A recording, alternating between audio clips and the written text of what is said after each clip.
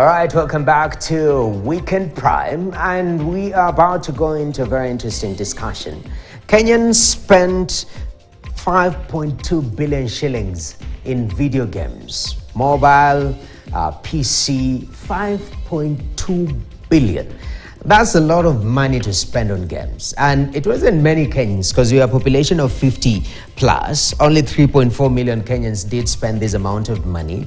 This is going, global. You're buying different games from different parts of the world. And the big question is, locally, our games, our very own games that have been developed by Kenyans, that give that Kenyan touch, are they there? And secondly, are they taking a portion of these 5.2 billion shillings? That's the discussion that we're about to have. And right now, I'm joined by Daniel Masharia, who is a video game developer. Thank you very much, Daniel, for making time to speak to us. First of all, just looking at this 5.2 billion, because it's a 2023 statistics. How much is remaining within the local economy for local game creators? So you find the majority of that money is money that is going, that is being spent in games that have been developed outside of Kenya, indeed outside of Africa. Games like, popular games like Candy Crush, Fortnite, and all that. And also people spending money on Xbox games, PlayStation games. So not much of that money is being spent on games that are developed right here locally in Nairobi or in Kenya. Definitely. What games are we making? Because you make games. You are a games developer. Yeah, looking at the local scene, what is our priority? Are we making products that compete with sort of these international favorites? Or are we making products that are very niche to the Kenyan audience that has not yet taken track? So right now, the Kenya games development industry is in its infancy. We don't have really established studios like we'd have abroad, like with full-time employees who are developing programming games on a full-time basis, creating graphics for games on a full-time basis. Right now, our industry is mostly concentrated in what we call indie developers. Indie means independent developers. An independent developer is somebody like myself. I just sit alone on my PC, code a game, and publish it myself to the Play Store or to the Apple App Store. We have several indie studios here in Nairobi, some of which have done really well. There's the likes of Mikan Games, who was lucky enough, not lucky, fortunate, or maybe, to produce a game that topped the charts internationally. It was #1 in places like the US, in South Africa, parts of Asia, parts of Europe, and that game went on to make a lot of money. We're talking of in the hundreds of millions of Kenya shillings. Okay. That is the biggest success story we have right now. We have other studios, like my own studio called Cheza Cheza. Our most recent game is Nairobi, can be seen on my T-shirt. We have other studios like Weza Interactive. They have their game Zito available in the Play Store, and they have actually a very good rhythm game that they're planning to launch probably later on this year. Okay. That showcases African rhythm, African music. So we do have games that are coming out of quite a number of developers. Yeah. But in regards to, because some people will say, it's just a game. Does it take that much to develop? So in terms of setting the basic infrastructure when it comes to development, these studios, what are the requirements? Is it very cost heavy? That's why a lot of people are not going into that space, or what exactly is going on? Okay, it depends on the kind of game the kind of game that you want, and typically video game development is very costly because you understand it's a very broad sector. You not only have the game programmer. Your game is going to need a soundtrack, it's going to need sound effects, so you need to hire like a sound engineer. Your game needs a story, a script writer needs to be there. Your game needs graphics, you need to hire like an animator or an illustrator. You also need to do marketing for the game. You need to do register your IP. So it covers a very broad range of industries. And all these things require you to have money for that, Okay. right? And money, like funding in the industry is not where we want it to be. Okay. So a lot of the studios, we're just bootstrapping. I make whatever I'm making. I set aside some bit of that money to put into my venture, my game development venture, in the hopes that the industry is gonna grow.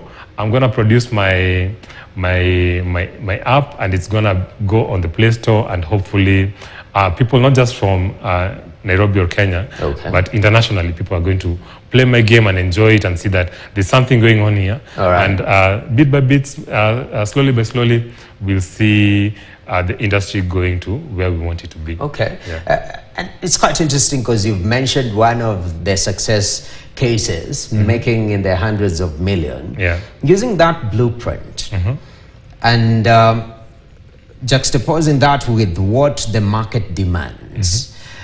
Talk to me. I mean, what do Kenyan avid gamers want in their games that is niche enough that can be sort of sorted by the local developers? Actually, I believe that there is a very large untapped market for the mobile games sector here in Kenya. Right? Right now, if you talk of the games industry, it's more or less a lot of people go into this video games then to play Xboxes, maybe PlayStation, play FIFA, play Call of Duty, play Fortnite, right? But I believe right now every young person in Kenya, almost every young person in Kenya has a smartphone in their pocket, and on this smartphone they can not. It's not just about making like TikTok videos or taking pictures to post on Instagram. They can download apps. We have nowadays bundles are a bit more affordable, right? So they can download our games from the Play Store and play these games. So it's about us as game developers to really have a look at the industry and see what is attracting people, probably in other sectors like the music industry or the film industry, okay, and now try and do that with our video games, which is what I try to do with my game here, Nairobi. It's targeted at the Gen Z in Nairobi. The two main characters are Gen Z in Nairobi that players in Nairobi can really relate to. Okay. Yeah. Relatability is one of the areas that we can tap into. I've seen even the likes of, I think it's Dean Gishuki, who's also doing game development, yes, and they're sort of giving a feel.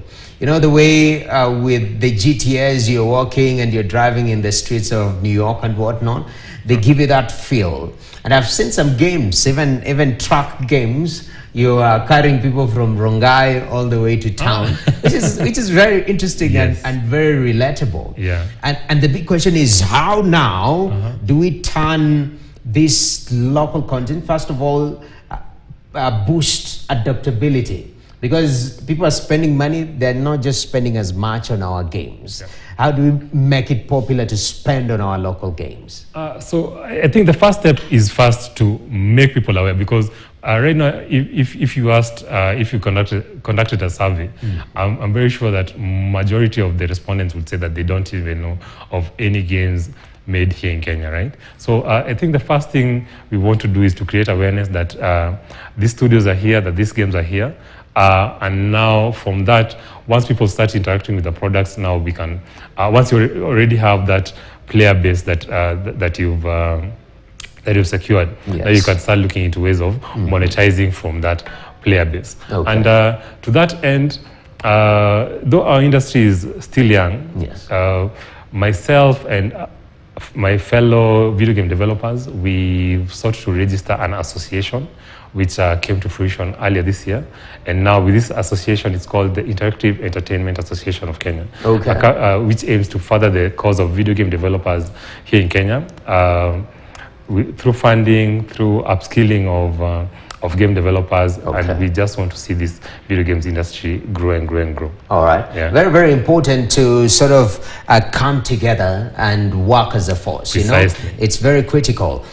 And now in that regard, looking at the potential that we hold, you say our game development sector is at its infancy. What potential does it hold to the economy, to the youth. Majority of our young people right now, people are talking about huge unemployment rates in the country. The gaming industry, what does it hold to solve some of these challenges? So, like I mentioned earlier, video game development is multidisciplinary. Yes. We have programmers in there, we have sound designers, we have illustrators, graphic designers, we have script writers, story writers, all that. So the video games industry actually offers the potential to employ very many people, and globally, I don't know if you have the statistics, but globally the video games industry makes more than the film industry and the music industry combined. So it holds a lot of potential. And then the other thing is that Africa is where everything is happening now. If you look at all the big studios, Microsoft, Sony, they're trying to concentrate their efforts now on Africa, because Africa is the last frontier. It's the only market that is left to be untapped.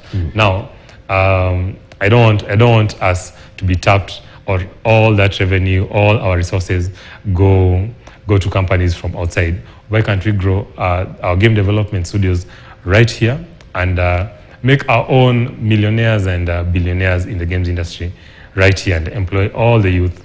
Definitely. Yeah. Daniel, thank you very much for this conversation. Thank you for having me. And thank you for, contributing to this development of this industry that holds so much potential. And I see there is Nairobi. All the best in that. I'll check it out and test it. I'm not such a gamer. Sometimes you reach some certain age and you're like, priorities, man, KRA and whatnot. Yeah. And those are some of the stories that we've been looking at, business segment. But for now, we take a short break.